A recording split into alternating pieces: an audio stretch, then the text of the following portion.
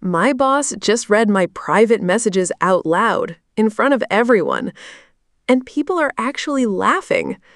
I'm sitting in a Monday team meeting, 12 people around the table, laptops open, while Victor, my manager, stands at the front holding his phone like it's a script. He starts quoting my texts, word for word, messages I sent late at night, personal stuff, not work, not public. I never shared them, not with anyone here, but he keeps going, pausing so the room can laugh harder. I try to speak. He cuts me off. Relax, Daniel. If it's nothing, why are you so tense?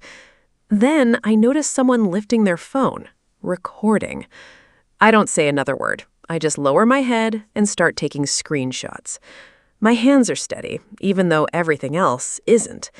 Every line he reads, I capture it. Every timestamp, every notification preview flashing across his screen. He thinks this is a joke, a quick way to set an example. But he's not even hiding it. He's enjoying it. Across the table, Sarah avoids eye contact. James lets out another laugh, then quickly looks down when he realized I saw him. No one stops it. No one says, "Hey, this isn't okay." It's like the room has already decided what side it's on. Victor scrolls again. "Oh, this one's my favorite," he says, grinning. My chest tightens. I know exactly which message he's about to read, and I know I never typed it anywhere he should have access to. That's when the thought hits me. Sharp, cold, undeniable. This isn't just him crossing a line. He shouldn't even have these. Victor finishes the last message, pockets his phone like nothing happened, and claps his hands once. All right, let's get back to work. Chairs scrape. Conversations restart. Like the last 5 minutes didn't just happen. But I'm still staring at my screen, at the screenshots piling up, because one question won't let go. How did he get them? Before we go anywhere further, comment where in the world you are watching from, and make sure to subscribe, because tomorrow's story is one you don't want to miss. This didn't come out of nowhere. Victor had been circling me for months, just never this openly. From the outside, he looked like a strict manager. Demanding, sure, but fair. That's what everyone said. If something went wrong, he'd call it out. If you slipped, he noticed. People respected him, or at least pretended to. But with me, it was different. It started small, comments that felt too specific. "You've seemed distracted lately, Daniel. You sure you're focused on your long-term goals?" At first, I brushed it off. Managers say things like that. But then he started referencing details that didn't make sense.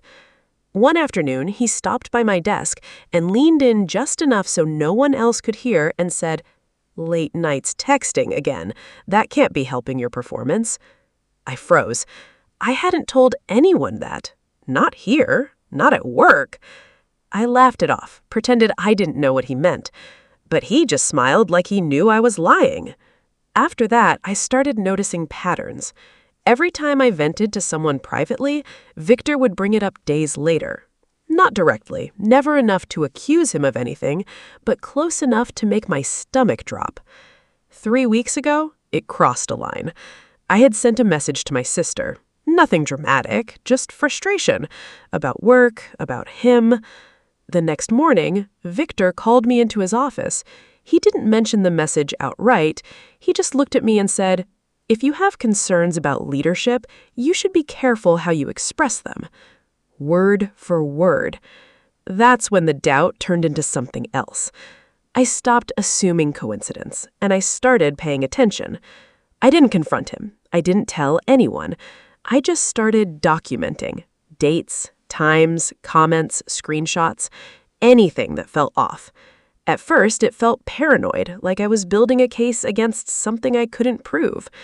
But sitting in that meeting today, listening to him read my messages out loud, it didn't feel paranoid anymore. It felt like I was already too late. And that night, when I opened my phone settings again, I finally saw something I wish I'd noticed weeks ago. A device I didn't recognize, already logged into my account. That device shouldn't have been there. I stare at the login details, zooming in, checking every line twice like it might change if I blink. It's not some random location. It's tied to our company network. Same city, same internal system. And the timestamps, they match the exact days Victor made those comments. My chest tightens, but I don't panic. Not yet. I start taking more screenshots. Session logs, device IDs, login alerts I never ignored before because they looked routine. Now they don't. Now they look deliberate. This isn't guessing. This isn't intuition. This is access. The next morning, I come in early and sit at my desk before anyone else arrives. I pull up everything side by side. My messages, the access logs, the dates Victor referenced things he shouldn't know. It lines up too cleanly. And then I notice something else. It's not just messages. There are file access attempts, email previews, other data points I never gave permission for. I scroll slowly, my fingers cold. This didn't start yesterday. It goes back months. I lean back, staring at the screen, trying to process how far this actually goes. So I test something. I send a message, completely private, to someone outside work. Something harmless, but specific. A detail no one here should know. Then I wait. 2 days later, Victor walks past my desk, stops just briefly, and says under his breath, "Hope that situation you mentioned works out." My stomach drops. That was enough. I'm not imagining it, and I'm not the only one. I reach out, carefully. 2 people, ones I trust. The first hesitates, avoids the question. The second pauses, then says quietly, "Victor said something to me last week. Something I never told anyone. Now it's bigger than me. And instead of going straight to HR, I decide to wait. Because if this is happening to more than one person, then exposing part of it won't be enough." 3 days later, Victor schedules another meeting. The meeting invite hits everyone's calendar at the same time. Performance transparency review. Mandatory. Same room, same table, same people. Victor walks in like nothing's changed. Calm, confident, almost relaxed. He sets his phone down in front of him, screen facing up this time, like he wants it to be seen. I don't touch my laptop, because last night I already sent everything. Every screenshot, every log, every timestamp. A full report to HR. Clear, structured, impossible to ignore. Victor starts talking. "This team has had some communication issues lately," he says, scanning the room. "A lack of professionalism in certain private channels." A few people shift in their seats. No one speaks. Then his eyes land on me.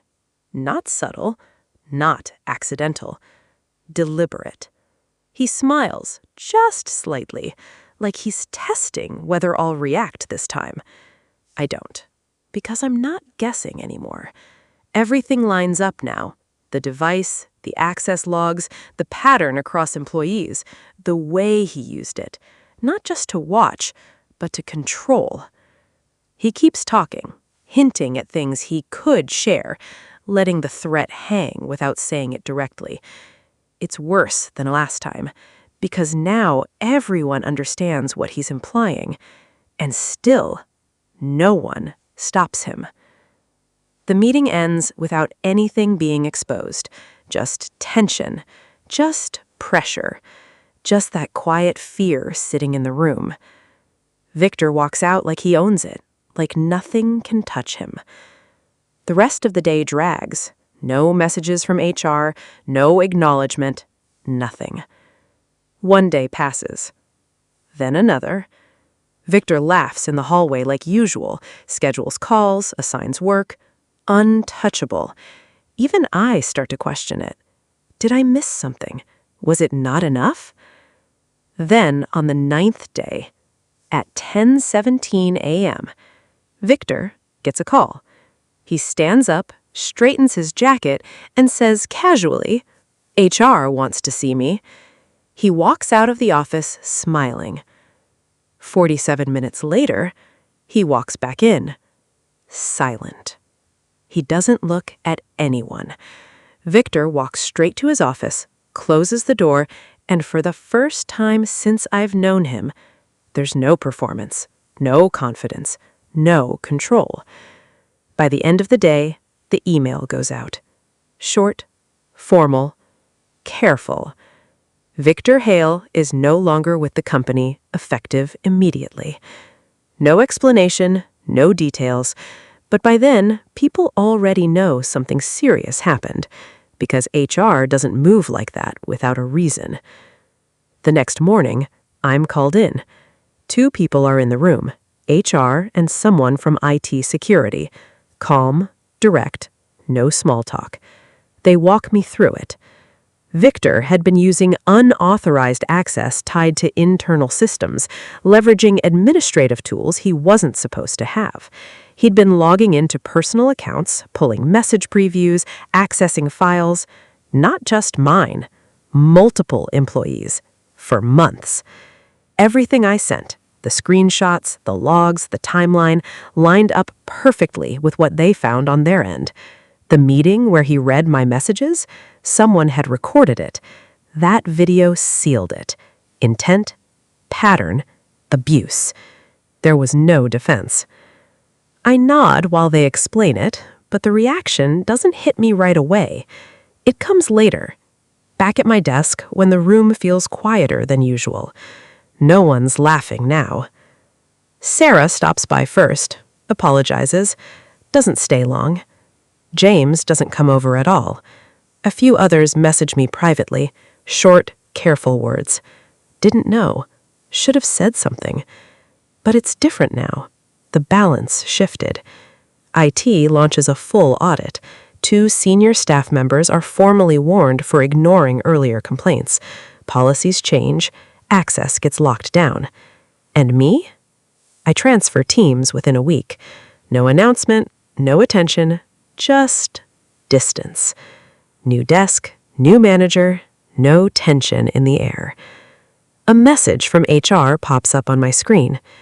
Your report changed more than you know. I read it once, then close it. Because 9 days ago, they laughed when my privacy was exposed. Today, no one's laughing anymore.